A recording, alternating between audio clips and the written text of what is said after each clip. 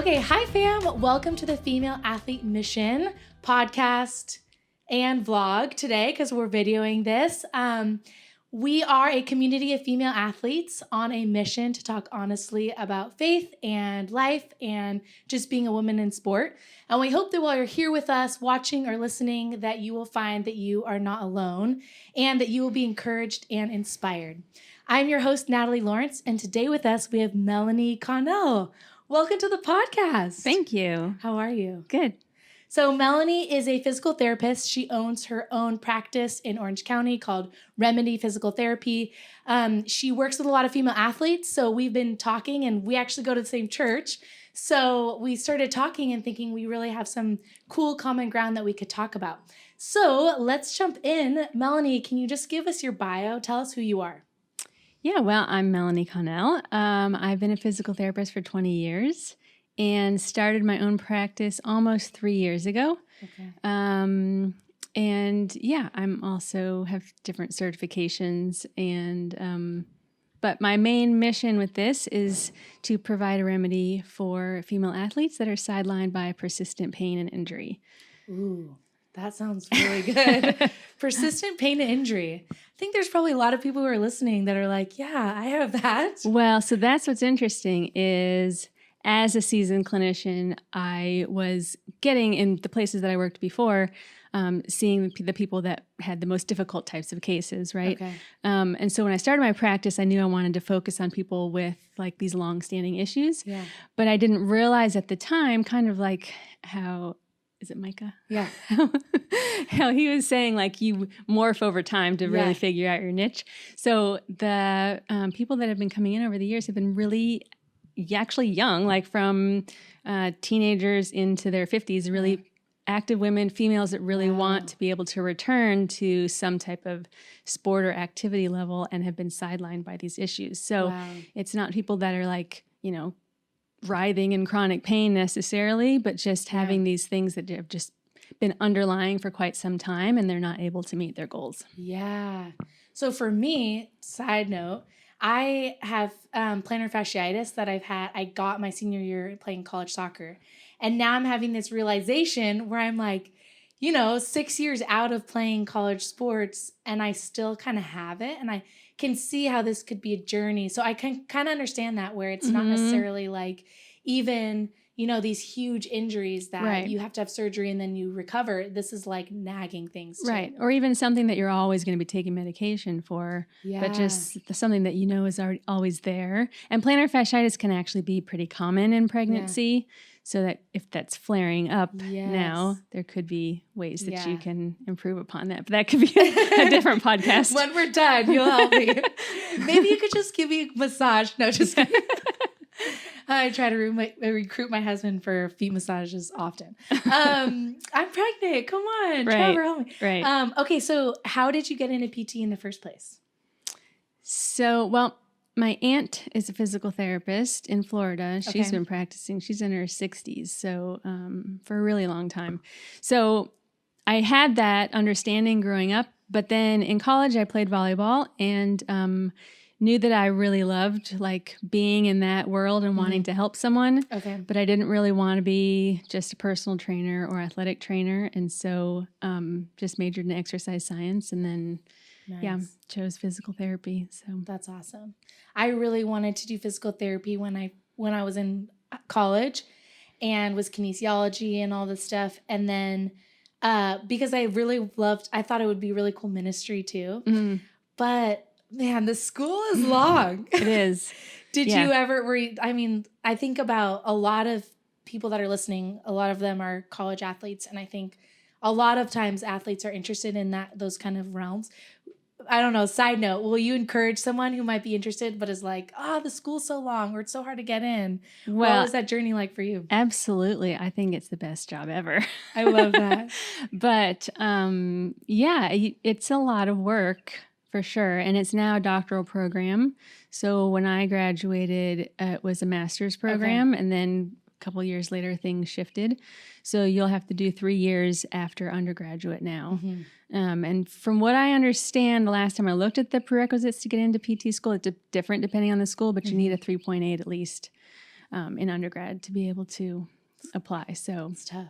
yeah, It's commitment. so it's a lot of work, but it's, I mean, if that's something you want to do, then go for it for sure. I always think about people who have, like, my uncle's a doctor, and I think about, oh my gosh, 4 years of med school and then 4 years of residency, and I just can't get past thinking of that. But what I hear from him and so many people that are in those professions, it's like, you don't even remember that because you're in the job that you love and you're doing it, where it felt so long maybe at the time, but then once you're past, you get to do the practice for 30 plus years and it's worth it.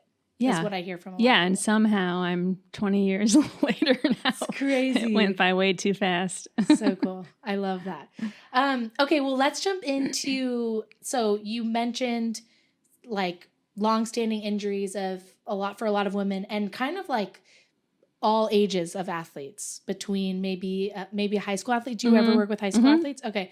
So younger athletes all the way through weekend warrior athletes that are maybe moms, and which will hopefully be me. So what are the common injuries, and what do you see in a lot of women? Well, it probably depends on their stage of activity, but let's see. In high school athletes, a lot of it is like reoccurring, like overuse type injuries. Okay. So patellofemoral pain is pretty common, and especially in females. And then hip pain in runners. I work with a lot of runners. So hip pain, heel pain, knee pain. Okay. But I treat everything from head to toe. So they can come in with concussion and whiplash, and it's still, I can treat that too. So it's a kind of a mixture of like, mostly in athletes, a lot of like consistent chronic orthopedic types of joint issues. Interesting that it's like pain, like heel pain, hip pain. I feel like a lot of times we try to jump to a specific injury, but for you see a lot of people that just have pain in an area, and you help them kind of figure that out and then work through it. Yeah. Well, so that's generally when they're coming in here. That's their main complaint is like pain with such and such. So it's not, I don't necessarily, because I have more of a niche practice, I'm not necessarily treating people post-surgical right away. Okay. But I will see people who have had poor recovery from past surgeries. Okay. So by the time they come in here, they've usually seen a lot of different people, and it's like, I'm still having this nagging issue. Okay, that's cool. Okay, wait, I kind of want to go into that really quickly. So you see a lot of people that are recover from an injury, from a surgery, something like that, and it never really has gone back to normal. And I feel like that's actually very common. So, and I can't remember if it was from Kiro's episode or somebody I was talking to was saying how important it is to recover and to fully recover before you come back. Or so talk about that a little bit. Yeah. What usually is the cause of people that don't end up coming back full, without pain and things like that? Well, it could be a lot of things, but let's say like ACL surgery, right? So that's pretty common, especially in females. And so it's really only about 50% actually. So like 1 out of 2 that actually returns to their pre-level of activity, returns to their sport. And so they're finding in science studies that the rehab really should be at least 9 months before you return to sport. Some are saying 12 months. Wow. So if that person has been maybe not progressed enough possibly, or came back to sport too early, then there's a high likelihood that they can re-tear again. Wow. And so you'll see that pretty common, whereas let's say they go back after 6 months, there's a good percentage that they can tear it again in another 6 months. Gosh. So if you don't take that rehab consistency seriously, then it can lead to a lot of other things down the road. So that's kind of an example. Okay, do you guys hear that? Take the full time. Yeah, for sure. Oh gosh, every time I have a girl re-tear an ACL, it's just the most heartbreaking. It's just terrible. So my husband is an example of that. So this was years and years ago, but he had his first ACL tear in his 20s playing basketball. He got undercut and had the whole reconstruction. So ACL, PCL, meniscus.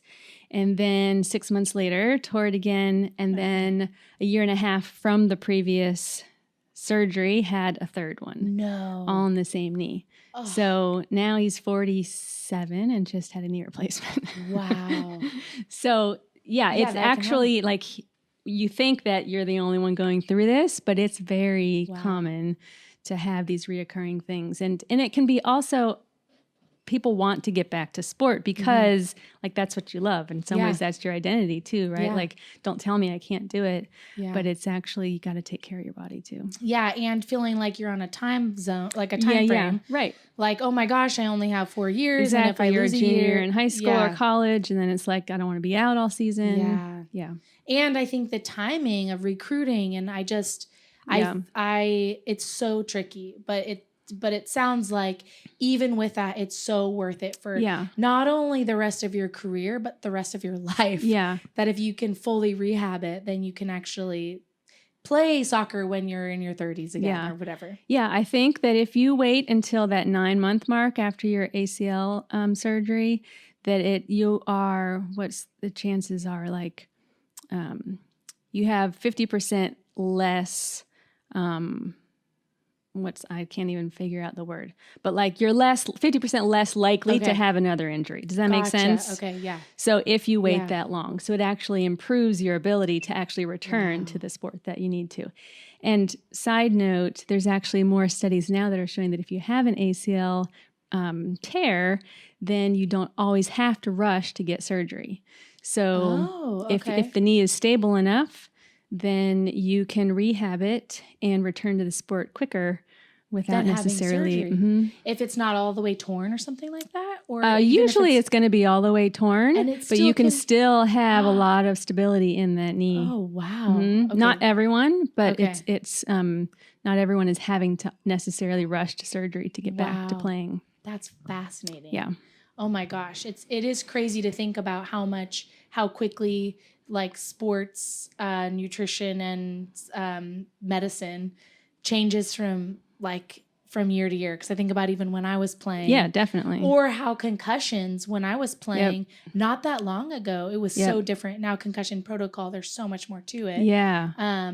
Where I never did a pre-concussion test or any of that stuff. Even it wasn't that long ago that I was in college. So yeah. So I also treat concussion. Okay. Mm-hmm. Wow. That might be it for another conversation. Okay. So what we really wanted to talk about, and something I really wanted to bring Melanie on for, is to talk about breathing in sport and injury, really. So I want to just kind of ask you broadly, will you talk about the benefits of breathing? And I know we mentioned beforehand, the benefits of breathing in pain, in performance, in rehab, like overall health. So there's so many categories there, so will you kind of just give us a brief intro and kind of talk about that a little bit? Yes, we could go a lot of different ways with this, but the 4 main kind of categories that I file it under, there's pain, there's posture, pressure, and performance. Okay. So pressure would be an example, like people that have leakage issues or incontinence. Okay. And this can be pre-pregnancy or post. Okay. It's pretty common still. So that would be an so idea like of every time I sneeze and I pee my pants a little bit, that's what we're talking about? Yep. Okay. So I had that pre-pregnancy and now I have it. So this is really good for me. Yeah. Okay. Right. Okay. So that's pressure. So yes. So that's an idea of how you should be able to understand how to regulate pressure through breathing, which affects your pelvic floor. Interesting. Okay. And then there's also posture, which like at a basic level, you inhale, your rib cage opens, right? So you can have more postural mobility and stability by working on the diaphragm. Okay. And then... so wait, really quick. So if you have poor posture, it could have to do with just the way you're breathing. Well, there could be a lot of different ways for poor posture, but breathing can help open up that posture a lot better to unlock that postural stiffness. Okay. Yeah. And then for pain, I use breathing a lot for down regulating. So basically like calming the body to learn, because pain can be triggered by a lot of different things. It doesn't always mean there has to be a specific issue in the tissues. Okay. So you can tap into the nervous system to be able to then help with the body not to have to feel such a heightened, anxious type of pain. Really? Mm-hmm. Wow. Will you share an example of that? Yeah. So the type of breathing that I usually teach people to do is trying to, one, slow their breathing down. Mm-hmm. So if someone is a fast-paced breather, which generally in adults, we breathe anywhere from 12 to 20 breaths per minute. Okay. We should really be breathing 6 to 10 breaths per minute. What? So that feels like no breaths. Yeah. So it's a much longer inhale and longer exhale. Okay. And it doesn't have to be like super big inhale and exhale, but just lengthening out the time. Wow. So what that does is a couple different things, but it helps to bring your nervous system back into more of a rest and digest and gets rid of that sympathetic kind of fight or flight. Okay. So I have an athlete that has that's had like really bad tension headaches. Mm-hmm. So actually getting massages and stuff in her neck and stuff helps. So could part of that be breathing? I'm just throwing out an example. Yeah. Like where if you're like kind of anxious breathing or quick breathing, you could be tensing up too and feeling pain that way. Right. Okay. So you can look at where anxiety is driven from. There could be, psychological issues. There can be stress and trauma. Mm-hmm. There can be digestive issues. Like there can be a lot of different components. Mm-hmm. But breathing in and of itself helps to reduce the stress on the system. And so that is one more extra component that can help, you kind of wind down and not have to feel the body tension. It's so funny because... And I want to get into the performance. I think that was your fourth one. But whenever I start thinking about breathing, I start I start breathing more intensely. Or like sometimes I get that if I'm falling asleep and I start being like, whoa, I'm like having trouble breathing. And then all of a sudden it's like, it's almost like a panic attack thing. And I have a friend who we were on a hike and she has anxiety and panic attacks, like has had a history of panic attacks. And exercise is hard for her because when she exercises, she feels her breathing and her pulse quicken and it feels like, oh, is this a panic attack? And then it turns into it. So breathing is one of those things that is so natural, but when you overthink it, you can almost start getting more anxious about breathing. Right. Yeah. Well, a panic attack is kind of like you feel like you're suffocating. Yeah. So there's a big component because the heart rate starts racing, your breath starts racing. And so part of what people do, is breathe into a bag to help kind of slow the breath down quite a bit. But interestingly with that, and this kind of leads into performance, but there is, we inhale oxygen and we exhale carbon dioxide. But there's a certain point of carbon dioxide that we actually need to retain. And so what that does is it balances the O2 and CO2, the pressure in our blood. And that helps, one, to get the oxygen back to the muscles like it needs. The muscles can use oxygen better that way when there's a certain amount of carbon dioxide in there. And so what they're finding is when people have anxiety and panic issues, they're really sensitive to carbon dioxide. Oh. And so by learning how to control your breath rate and even do breath holds or breathe through your nose, that can improve that tolerance to carbon dioxide. Wow. So that can help with panic, but it also helps with performance because if someone has a hard time recovering with exercise or they have a hard time like regulating their heart rate and their breathing when they're exercise or they're like huffing and puffing a lot, then there's things that you can do to improve that kind of ability during performance and also with recovery.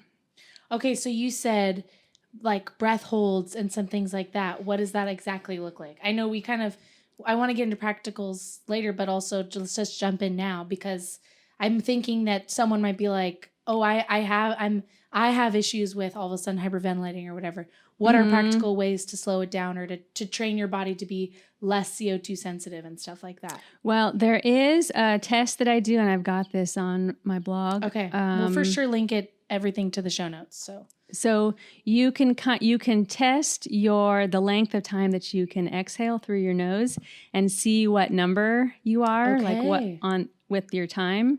So what that looks like is basically like you'll take 3 breaths in and out regularly, and then the 4th breath you'll have a big inhale, and then the exhale is what you're going to time. Okay. And that has to be slow and continuous through the nose. So it's not like, yeah, right? So it's, and like trying to let that out go slowly. Yeah.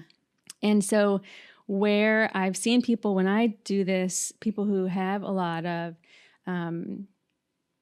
anxiety or stress or pain, or even sometimes this could even be in the performance realm. I've worked with runners with this, is that they'll be really under 20 seconds. Okay. And so really we want to be between 30 and 60 seconds. Wow. So that's kind of a test of like, okay, where am I and how much can I really let this breath out without having to feel, because what you'll feel is like, oh, I got to breathe.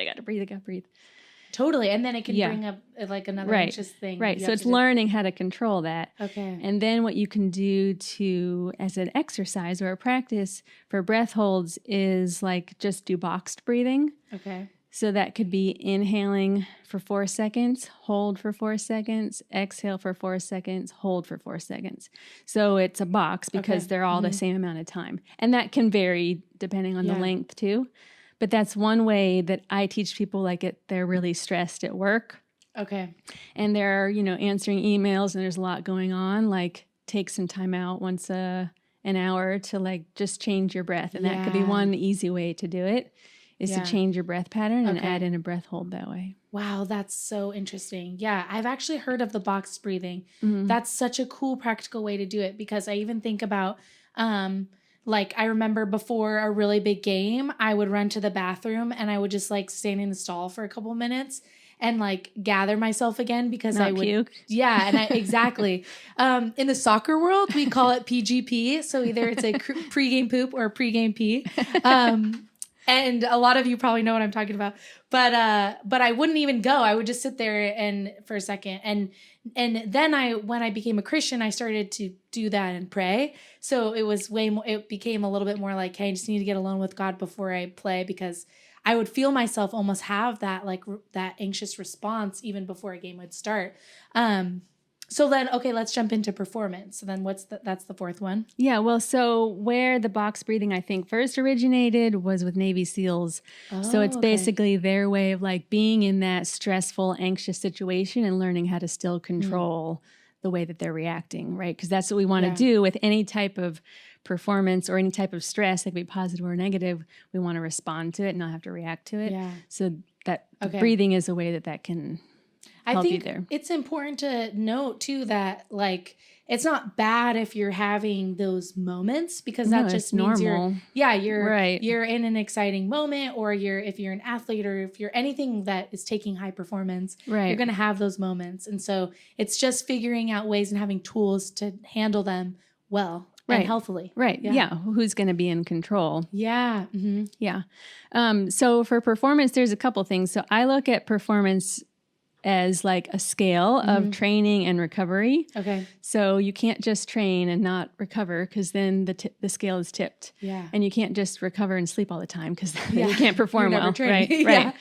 So with performance breathing, one of it is learning how to breathe through your nose, nasal breathing, instead of just gasping in and out, as far as, inhaling and exhaling through your mouth.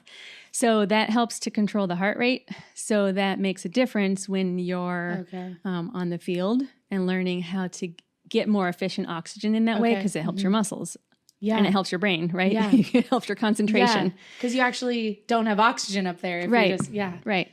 So then the other thing is recovery is sometimes I'll tell people, like after exercise, whether they're, in a boot camp class or on a run or something, then you can do longer exhales. Okay. So if you're inhaling 3 seconds, then you exhale for 6 seconds, and that winds you down a lot quicker and helps with that recovery better. Okay. Wow, that's so interesting. So is that like, I think about in yoga how I don't know. This is how I've done yoga.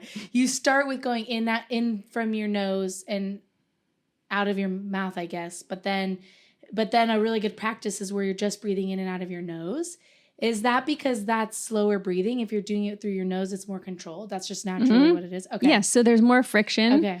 When we breathe through the nose, Okay. there's no friction when you breathe through the mouth. Wow, yeah, There's also a better filter. Okay. The way the nasal passages are to help filter out the air that's coming in. Okay. So, and it slows the breath rate down. You can't breathe super fast through your nose. Yeah. And so, if we generally are stressed out, anxious, and breathing fast all the time, then that's something that you want to pay attention to, because if that's your regular resting state and then you're trying to perform, right, that's going to affect that. What you do on a daily basis is going to affect your performance. It's not just what you're doing on the field. Yeah. So you would want to start there before you're trying to just breathe through a game. Yeah, that's really good. And I feel like most athletes have never even thought about breathing. They just survive. I didn't when I was that age either. Totally. I think you naturally kind of create some things during fitness at practice or whatever where you're trying to slow it down, but you're also just surviving. Right. Let alone the fact that now people are training with masks. So that adds a whole other breathing dynamic. Right. But maybe that helps to slow down the breathing. Well, I wouldn't suggest exercising with a mask on. Probably not the best thing. Some people do, but I'm not a fan of that necessarily. Yeah. So, how did you, because this obviously wasn't something you went to school for. How did you get so passionate about breathing? Or did you learn this in school? No, I don't know if they teach it in schools now. There may be certain components of it. But I think I really started with like understanding the diaphragm and the muscle that it is and how it's linked to just about every single system in your body. Wow. So that kind of like, I'm curious by nature. So, I hear things and I was like, that's something I never heard before. So then you just kind of like dive in and then you realize like how it literally is.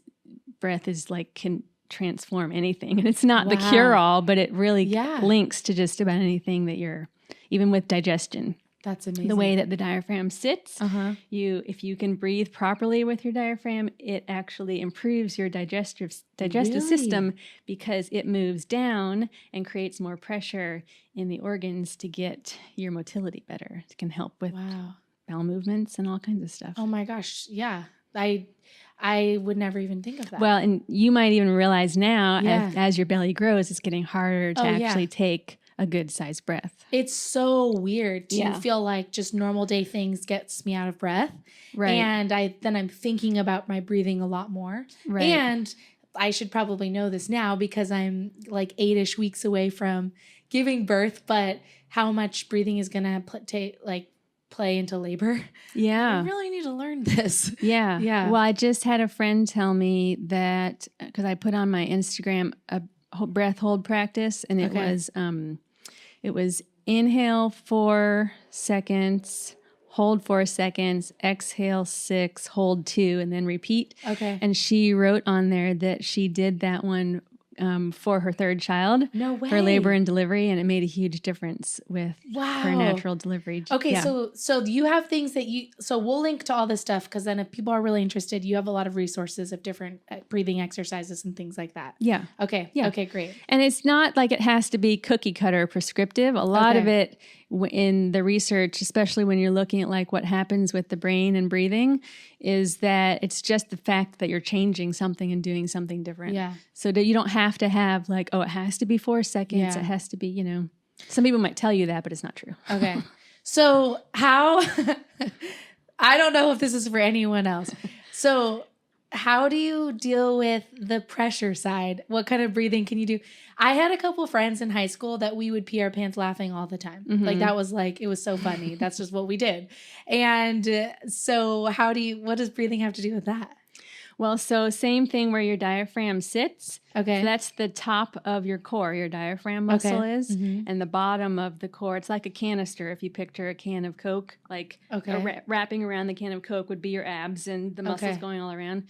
So the top is the diaphragm, the bottom is the pelvic floor. Okay. So they work in unison with each other.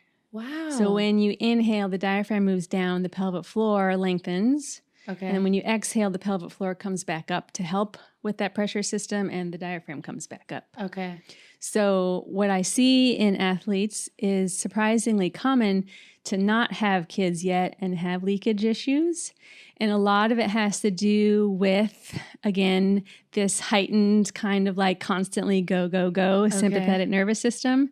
There's also some research, very sparse, that links it to when someone's having a lot of high stress because of low energy availability. That can link into pelvic floor dysfunction. Oh my gosh. So so it doesn't always have to be a weakness issue. Okay. Sometimes people think of that because they just had a baby, everything opens up, so they've got to be weak. But especially when you've had it for a long time and there's been no pregnancy or delivery, then it's more of an issue of like too much tone, too much tightness. Okay. Just like think of your upper traps constantly tight. So that can happen in the pelvic floor too. So I had one gal, which I was phenomenal. She's a strength and conditioning coach, but she shared her story because I worked with her. She leaked for 16 years. Oh my gosh. From the time she was 12 till 20, whatever that be. She's 28. Okay. That'd be 16. Yeah. If I do the math.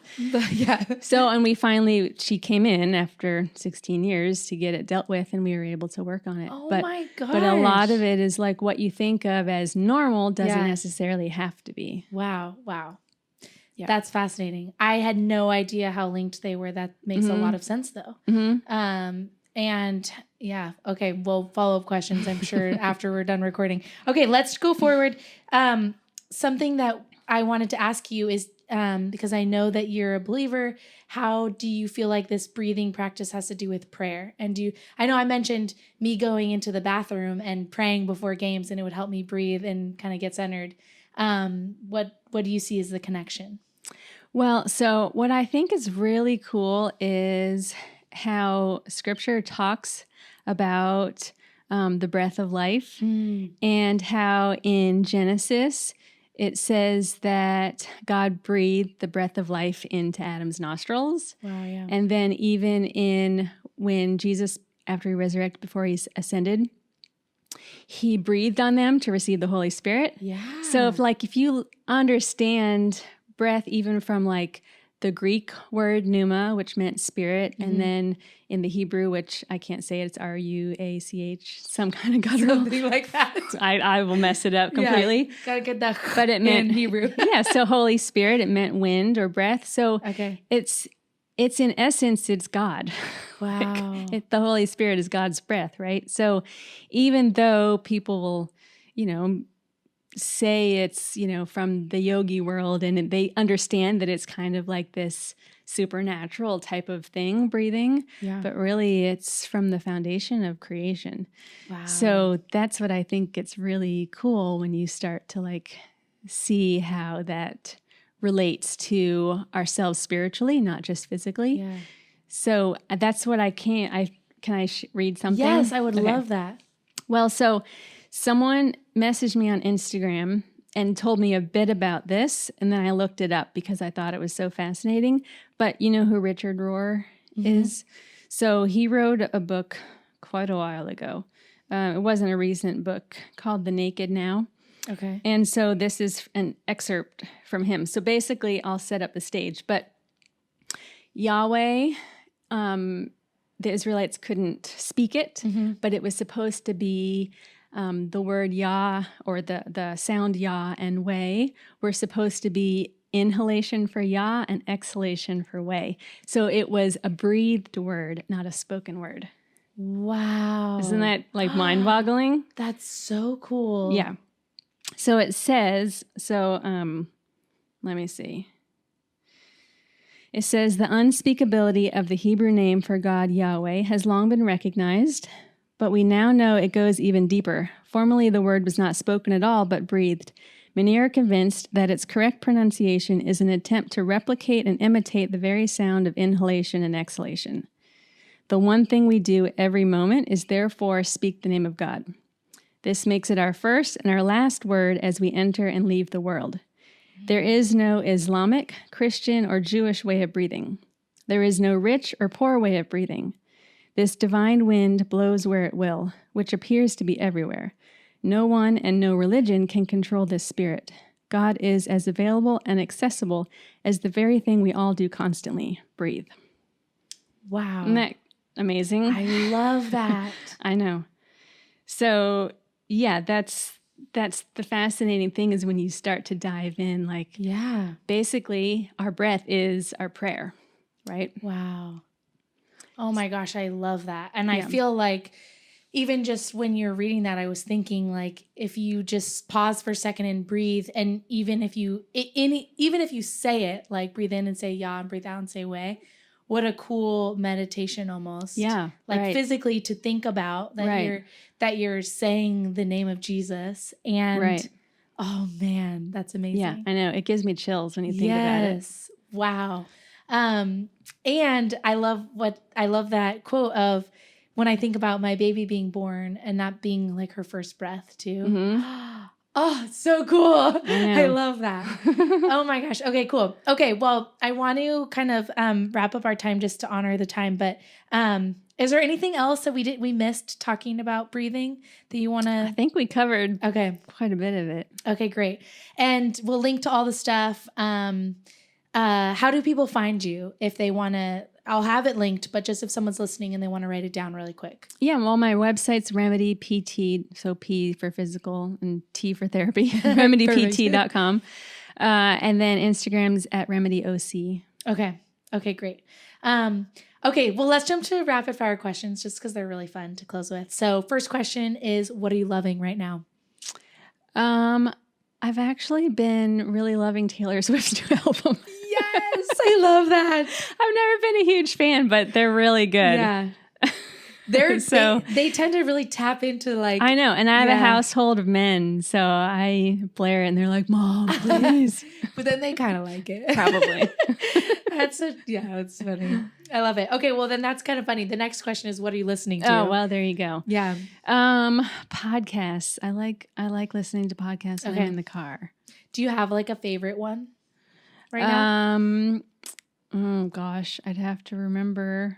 So, well, I did mention to you that I like That Sounds Fun with Annie F. Downs. So hers is a really good one to listen to.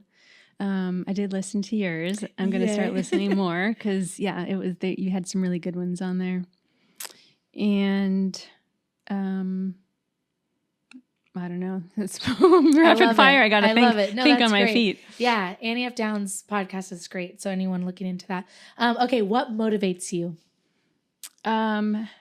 Probably in some ways being curious about the things that I don't know. I love that. Because even if I've come this far, I still realize there's a lot out there that I still want to learn. And then my family in general, my kids and husband are motivating. I love that because you had said that earlier that you've learned so much because of just curiosity, and that curiosity can be such a cool driving factor. And I think that's a character of God too. This curiosity that he gives us is just so cool. Okay, last question. What's the best advice you've been given? This is a hard one. I would say as a mom, the thing that I remember sticking out the most was that someone said the days are long, but the years are short. And I didn't understand that when they were little because the days were really long. Like really, really long. But now they're 14 and 15 and I'm like, where did those years go? So that's my advice to you. Oh my gosh. Yes. Yeah. Because it happens fast. I feel that way even in pregnancy. Actually, and same with being a student athlete, you think it's forever because days are so long, you're so tired and you're sore, and then all of a sudden you graduate and you're like, it's all over. Right. And I actually had a really hard time my senior year of college graduating because it was like I grew up with these girls for the last 4 years on the volleyball team, and I was like, even if I knew there was a future ahead of Yeah. me. And this was before social media actually existed. So I'm leaving my family, right? Quote unquote family. And it was really hard, like a big identity crisis. Yeah. Just leaving what you know. Right. Yeah. It's really good. Well, Melanie, thank you so much for coming on the podcast. Thank you. This was so fun. And I have a lot of personal follow-up questions, but I'm glad to learn about why I pee my pants. No, just kidding.